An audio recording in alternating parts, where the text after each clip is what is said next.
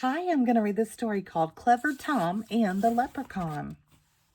One fine day, on the Lady Day in the harvest, Tom Fitzpatrick took a ramble down the lane. Click clack, he heard through the hedge. So Tom tiptoed closer to take a look.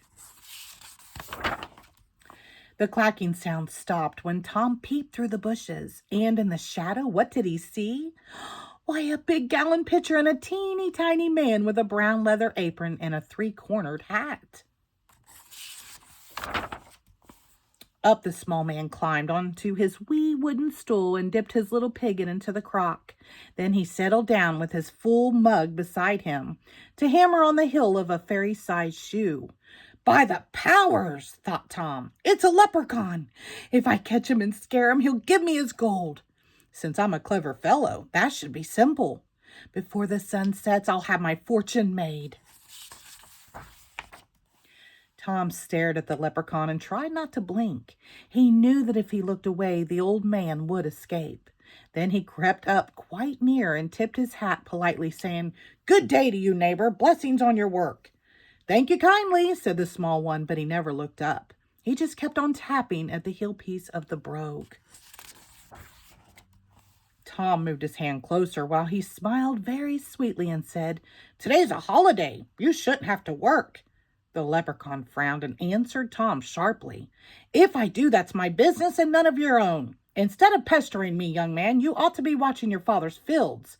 Look there, the cows have broken to the oats. See? They're knocking the corn all about." "Cows in the cornfield?" Tom's head started turning. But he wasn't fooled by the leprechaun's trick. Quickly, he grabbed the sly fellow and cried, "Now you're my prisoner. Tell me, where is your gold?" The leprechaun wiggled and twisted and whined, "I'm just a poor man." But Tom held him fast. "You and I both know you're lying," said Tom, and he made a fierce, frightening face. Finally, the leprechaun quit squirming and said, "Tom Fitzpatrick, you're too clever for me.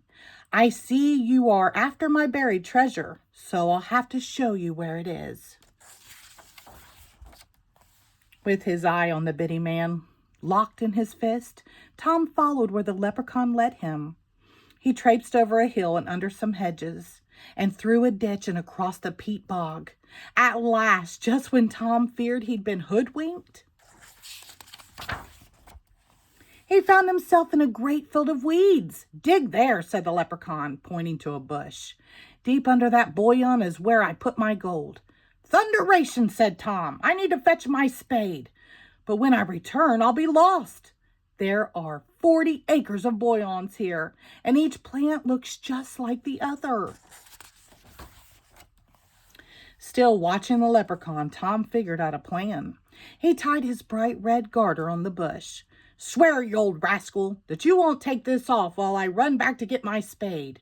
"That I will promise you," the little man said. Tom grinned, knowing leprechauns always keep their word.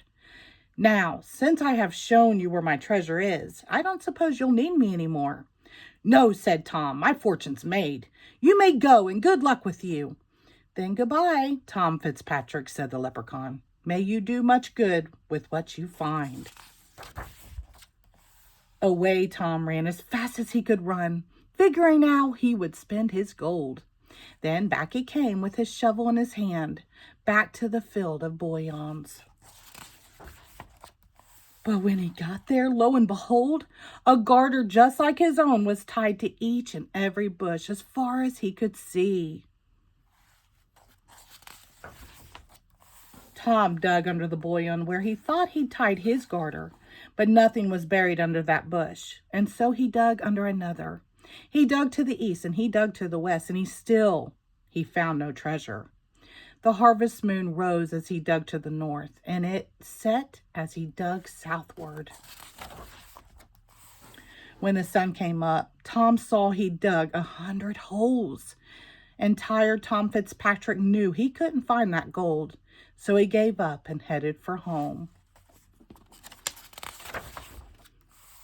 From then on, Tom always carried his spade, and he never stopped listening for a tapping in the field. Every chance he got, he'd tell how he nearly found the gold. "And since I'm a clever fellow," Tom would end his tale, The next time I catch that leprechaun, I'll have my fortune made. The end. Thank you.